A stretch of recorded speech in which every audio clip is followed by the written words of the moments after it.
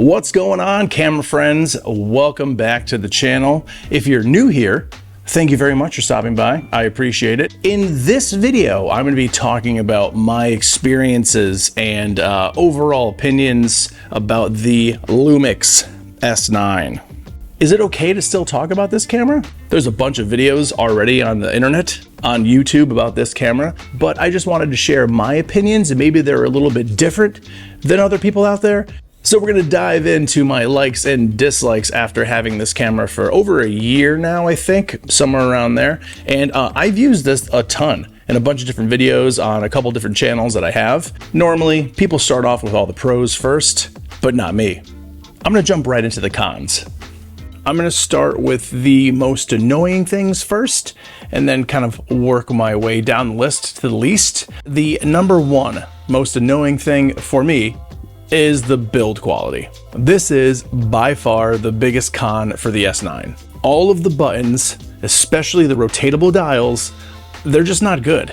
They just all feel too cheap, and in some instances, they just don't respond at all. Like when you're trying to change aperture or ISO, sometimes you've got to really focus on turning the dial for it to do anything for you. So, just not good. Especially the camera on-off switch. If I'm thinking hard about it, having this camera for over a year now, and I would estimate maybe 1,000 times turning it on and off, and this on-off switch is definitely loosening up. It's starting to have a little bit of play in there. I'm making a very conscious, deliberate effort to very carefully turn this thing on and off. And when you have to do something like that, it just doesn't inspire the most amount of confidence that you're thinking like, hey, I'm gonna get like 3 to 5 years out of this camera. You just don't feel that way. When I bought the S9, it was in a kit. There was the 20 to 60 millimeter lens.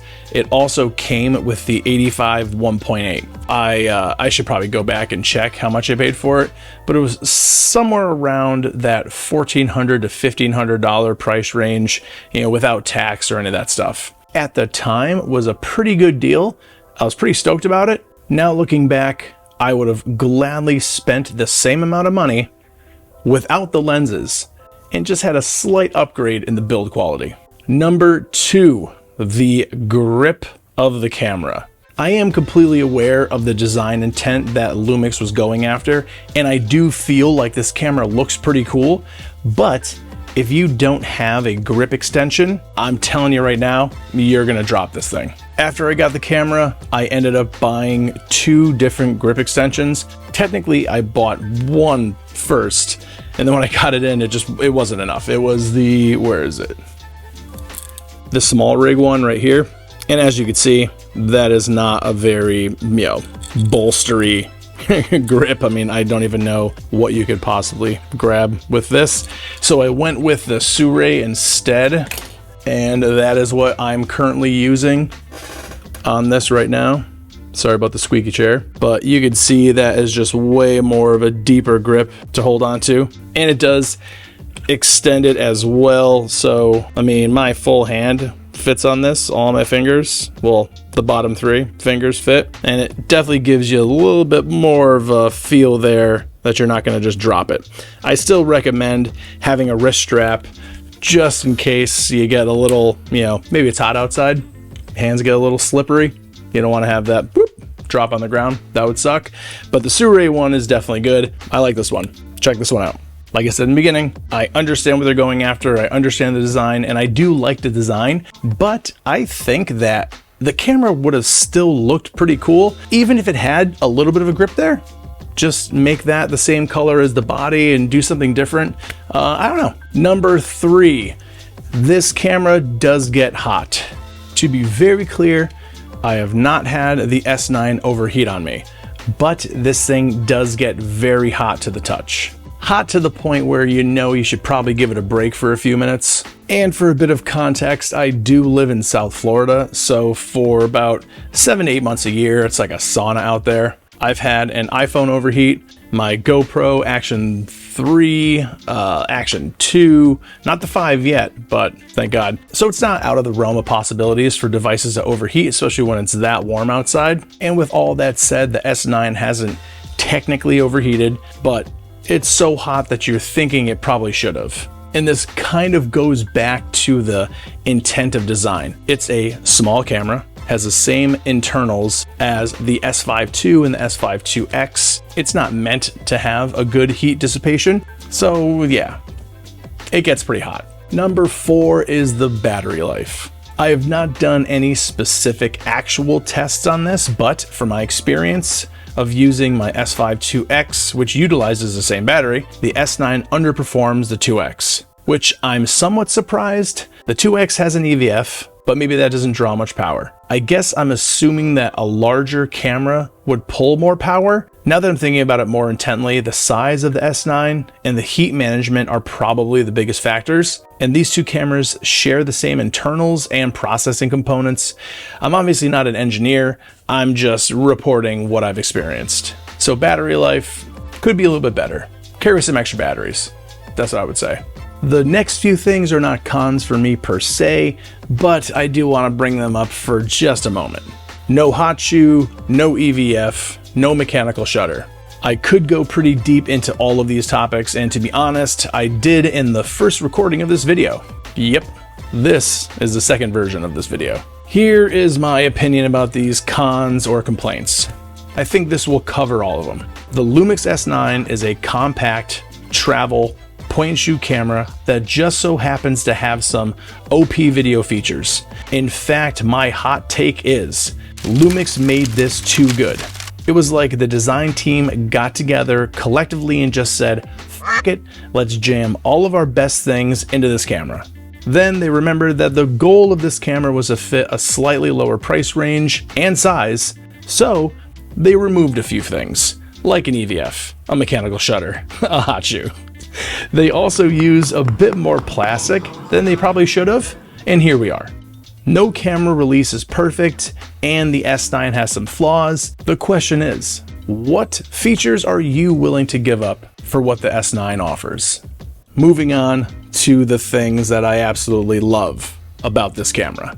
Number 1, stabilization. Because we gotta be stable, right? We're all very stable. It is a well-known fact that Lumix has the best stabe in the business. And if you haven't used a Lumix camera, then you are definitely missing out on this experience. Class leading, so good. The S9, just like my S5 IIX and the S1 Mark II, by far the best IBIS I've ever used. Let's head outside and I'll show you exactly what I'm talking about.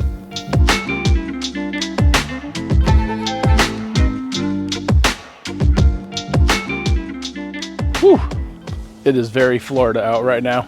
This is not a very scientific test, but I'm a trained professional. I know what I'm doing. What you're looking at, no stabilization, not trying to walk very steady, just walking. Just walking. Oh, there's an iguana over there. Here we are, just holding in front. Now let's switch over the stabilization on. Here we are in just the regular, normal stabilization mode. Okay, this is no E-Stabe. There is, no high, no any of that stuff. Just regular, normal stabilization. Hopefully my neighbors don't walk out and be like, what's this guy doing talking to himself on the camera? So much better already. You can actually see me moving in the frame and the frame not moving. I'm not trying to make this any better or not. Here it is. Okay, let's switch to the E-Stabe modes. And now we are looking at electronic stabilization. A little more slight crop, you definitely notice a difference. Trying not to be too careful, just holding it in front of me like it was. Very scientific, very thorough. I know what you're thinking. This guy, genius. All right, now we're gonna switch over to the cropless E-Stabe mode right now. I completely lied to you, I'm sorry. Not cropless. Cropless is not on this. This is the E-Stabilization high. Now you're really seeing this thing crop in, but it's a lot smoother. This is the 20-60 3.5. This is the kit lens that came with this camera, so just to give you an idea. Right now, this is probably like, I don't even know, like a 30 maybe? This is way too dark too. And I'm trying to shoot in vlog out here with an ND filter. It's very bright, like squinting. Sure, this is very, very appealing for everyone. That might have been too dark that whole time, my apologies. But that's not the point. We're just looking at the stabilization here, and this is it. I normally don't use this mode if you're vlogging or shooting yourself because it's way too tight. If you had a different lens, maybe it look a little bit better. But what do you think? I think they're pretty impressive, personally. All right, what's next? Oh, the boost image stabilization. Let's use that next. And I think I'm gonna get my son to do this. So let's go back inside, grab him, and we'll try to do something interesting here. If I can find a cool animal around here somewhere. There's the boy as he comes out and sneezes. There he is. He's just getting over a little bit of a cold down here. I know, it's funny, in Florida. So the purpose of bringing this guy out to do this is to show the boost image stabilization. So this function in the camera is not meant to be walked around with. It's to make it seem like you're holding a tripod when you're focusing at something. I feel like this lens is a really good way to show that, because with the hybrid zoom feature, this will go into 93 millimeters.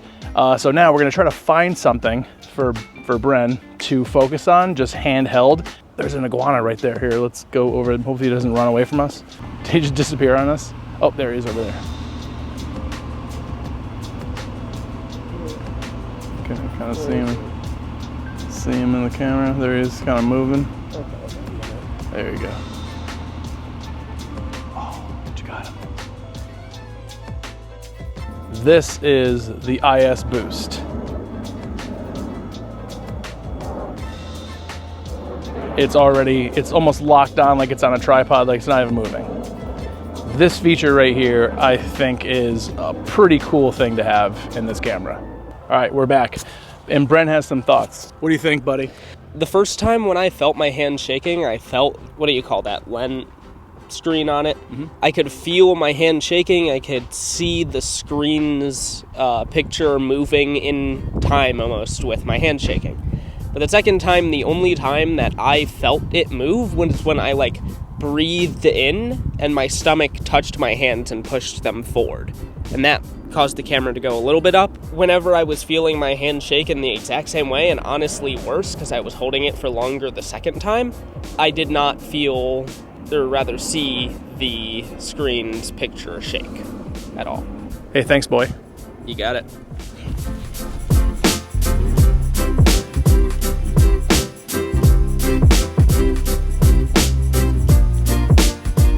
And just a side note real quick, we're outside for about 15 minutes total, and the camera body it's a little bit warm, but it's also Florida outside, so keep that in mind. Back inside, and I am now shooting on the S9. The previous talkie parts were all shot on the S1 Mark II, just so you know. The next thing I enjoy about this camera is the ability to shoot in open gate.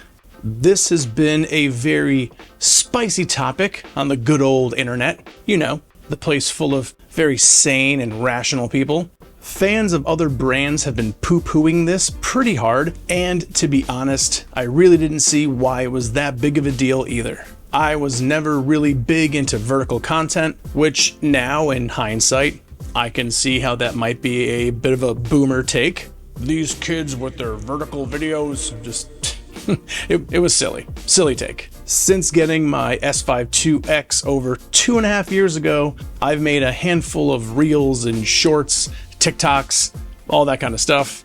And you want to know what? Using OpenGate to make videos in that format was actually pretty fun. You just mount your camera normally, read the screen the way it was designed to be, and the best part is, you shoot your entire video one time, and from that footage, you can create both vertical and horizontal content. Turn this into this.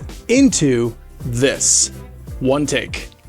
You can't beat that. You know, I'll just leave it in OpenGate now. You don't think you're gonna use it, you get it, and then you end up using it all the time. Also, with the OpenGate and the S9, when you use an anamorphic lens, you can actually de-squeeze the image inside the camera. Just good stuff. Open gate. Number 3 is Cine-like V2 and Vlog. I guess that's kind of two things, but it's okay. As a Sony user for over 8 years, my go-to picture profile was S-Cinetone. That is what I used to shoot everything. And I loved it until I got into Lumix and I found Cine-like V2. V2 and Lumix in general just have a more pleasing look compared to my Sony cameras, specifically when it comes to the green shift. I've watched a ton of different videos from other creators talking about this exact thing, and I was in complete denial. Then I did my own side-by-side comparison, and it was the most obvious difference between the two. It quite literally jumped off of my monitor. I was like, ew. Since that fateful day, anytime I've used my Sony cameras, I've had to make a color adjustment. Now I get it, I see it, and I can't unsee it. For reference, I am not good at color grading. I have been practicing, and I have been improving, but still hot trash. Hence why I rarely ever used S-Log on my Sonys. You know where this is going, right? Then I tried Vlog. I found a free conversion LUT, dropped that thing on there, adjusted the luma, tickled that saturation and contrast, and bang. Dude, listen, I don't want to do extra work. Just making a video from start to finish is an undertaking. So if you can use a piece of gear that helps you improve the look of the finished product, why would you choose otherwise? This small and affordable camera does all of that shit I was just talking about. And once you have some basic settings locked in, it's not difficult to use whatsoever. That was probably like 3 things all in one, and this video is absurdly long at this point, I can imagine. Try to rapid fire some thoughts so we can land this plane. I'm not even trying to memorize what I wrote down. This is a full frame camera. There are not many, if any, brands that make a camera like this that has these types of features that is at this price range. Yeah, I can't think of any. All the picture profiles that come with this camera are really fun to use for both photo and video. If you don't like to use Lightroom, maybe you don't know how to use Lightroom, or if you're not shooting in RAW or don't even care to, just cycle through the photo style options. There are so many different looks that you can bake right into your JPEGs, and then once you're ready, you send those to your phone, and then you post those bad Larrys. That's stupid. Bad Larry. I don't know. Oh, and speaking of sending pictures from your S9 to your phone, there is the Lumix Lab app. I'm not even going to try to get into that. You can edit photos there. You can send videos to it. It works really well. Look it up. Good stuff. Last but not least is the autofocus. You've been watching the autofocus work for this entire video. It's totally fine now. I heard that it used to suck, and I'm really happy that it doesn't suck anymore. That's coming from a completely spoiled Sony user too. So yeah, there is one thing. The object tracking touch system feature that Sony does do a pretty darn good job at. It's basically unusable in the Lumix cameras, not just the S9. So Lumix, hopefully you can sprinkle some firmware magic and just poof and make it work right. Other than that though, pretty solid. Autofocus is not an issue anymore. Whew, that was a lot. Is anyone still watching this? If you are, thank you so much. Because it would be kind of weird to just think that I'm just by myself talking to no one, even though I'm by myself technically right now. Oh, hey, this weekend I'm going to shoot women's professional soccer with the S9 and my S1 Mark II, because I haven't used these to shoot any sports or anything like that. And I'm gonna do some real testing with these 2 cameras. I'm very excited about that. Gonna make a video. So if you're into it, please subscribe. I would assume that you would subscribe at this point. Maybe there's something special, a connection. If you're still here, leave a donkey in the comments section, like a little donkey. That'd be fun. It'd be fun to see a bunch of donkeys. Or no donkeys whatsoever, because no one really got to this point. So, all right, that's what I got. Thanks for watching. Again, it's been a thing. Okay, bye.